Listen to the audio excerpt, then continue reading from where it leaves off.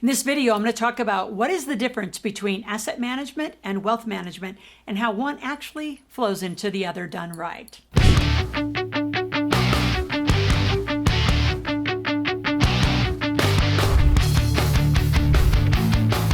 So I'm going to talk about several things. First, what is asset management? What is wealth management?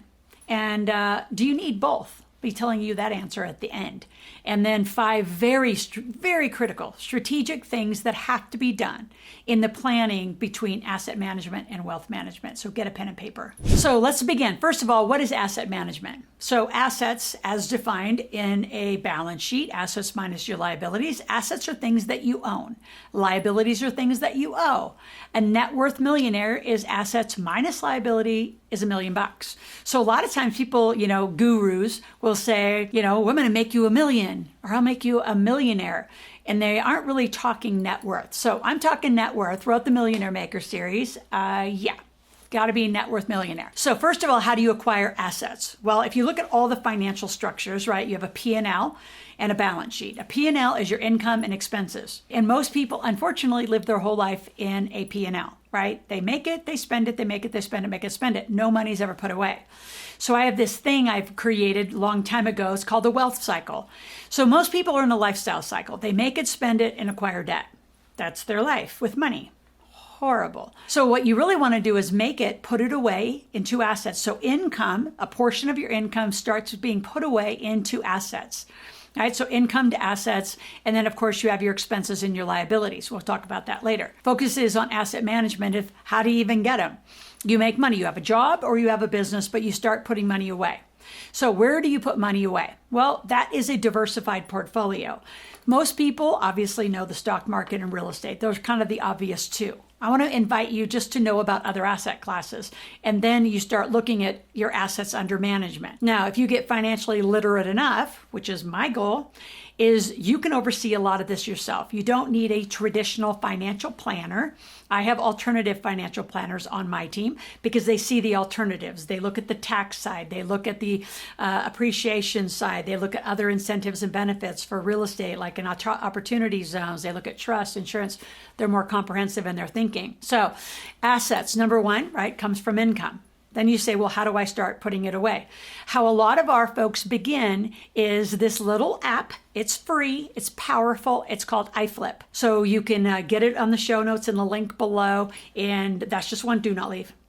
That's the simple one. So you just start putting money away. It's better than a savings account. It's an algorithm inside of software, makes way into double-digit returns. It's cool. So that's a beginner one. Then the next, you kind of grow up in your asset management and you move towards typically real estate, right? Whether it's debt or equity, you can either be the bank and loan money as a hard money lender, which is I love people starting that way because they can get their kind of feel for the real estate, the fix and the flip, or the development, or an apartment with rehab, or whatever you're going to be doing. So I like that as a beginning move. Then you can move into more complex real estate and more creative real estate, which is how I do a lot of my time. I love the creativity of real estate and development.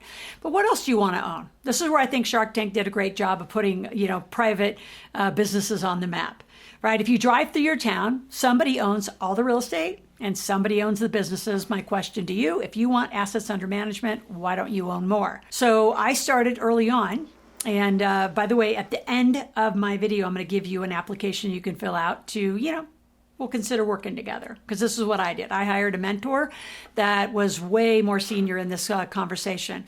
And he taught me how to go find kind of broken down companies and how to fix them up and either buy them or keep them for cash flow. So, one of the first ones, I bought a laundromat early on. I bought a pizzeria, which was really fun to fix and flip that with my kids. I bought hair salons. I have bought nail salons. I have bought a recycled glass company. That was really fun. Right now we're working on, with one of my clients in Ohio, working on a plastic recycle company because plastics need a place to be recycled into purposeful products. So this is where you get to be more creative. So this is handling your life, right? So this isn't about, oh my gosh, I got to put food on the table. This is past that. You have enough income, you're putting more money away, and you're looking at your asset management. There is, in my Millionaire Maker book, again, end of the book, I'm going to give you a chapter which is going to help you really understand your money rules. So what do you want? How active do you want to be? How passive do you want to be? So assets under management. How do you get them?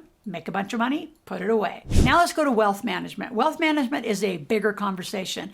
It's for those of you who really want to acquire wealth. It's that typical 1% or 3%, 5 or top 10, right? They're accumulating wealth. So they're setting up a variety of structures to accumulate wealth over time. So those structures, get a pen and paper, begin like this, right? Clearly you have your business that's making money, you're putting money into your assets. Then your assets are starting to be managed, right? Are they making the rate of return you want? Are they doing what you want? Are you, looking to buy and sell? Are you wanting to later get more passive, which is how most people typically are? But when you look at wealth management, wealth is looking at a bigger a bigger construct. It's what I call your financial infrastructure. It's looking at your entities. It's looking at your trust.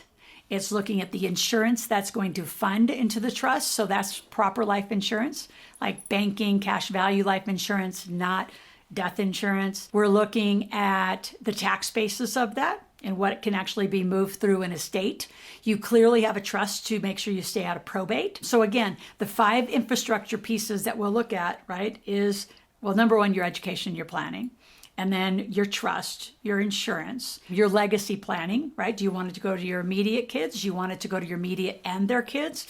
How do you want that all to be set up? So a will is just that. A will is your will of the stuff, right? It's your, who's going to get mom and dad's jewelry, who's going to get, this house, who's going to get the cars, who's going to get the stuff. When we're talking like legacy planning, we're talking about the entities, the broader assets. How's the insurance going to be dispersed if you have a big payout at the end?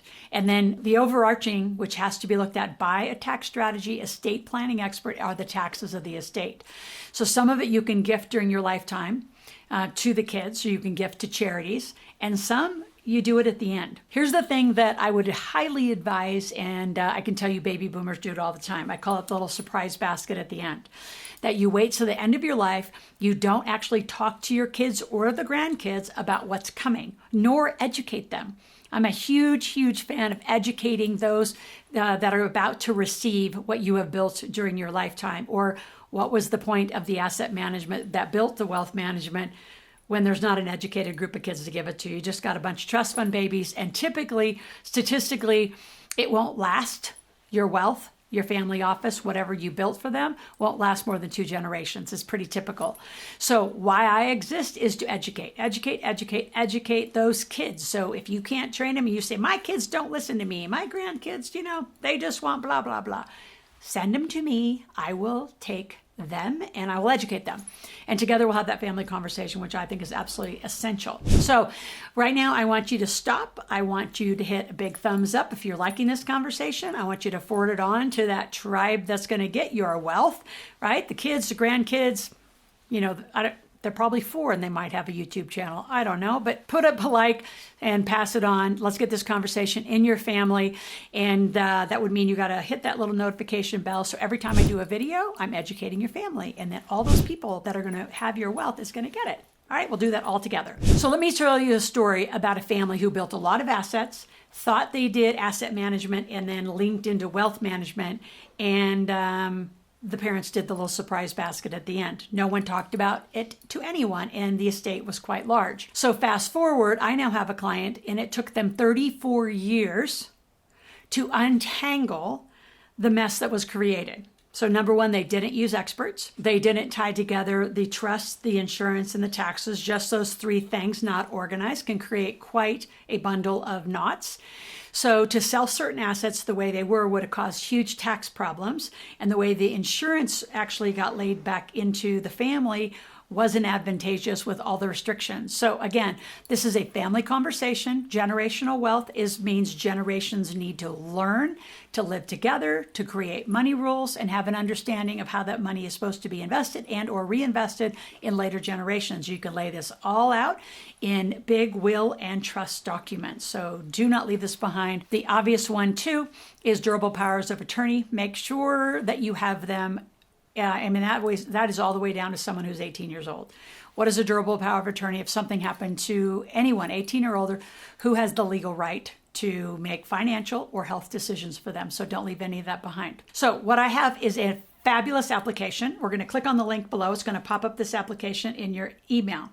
In there, I want you just to fill it out. And what this does, it gives you an opportunity to talk to someone on our team about asset management, wealth management. We're not financial planners. We're not going to do the management for you. We are going to educate you. We're going to educate you. We're going to educate your family. How do you want wealth to occur once you have walked off this planet?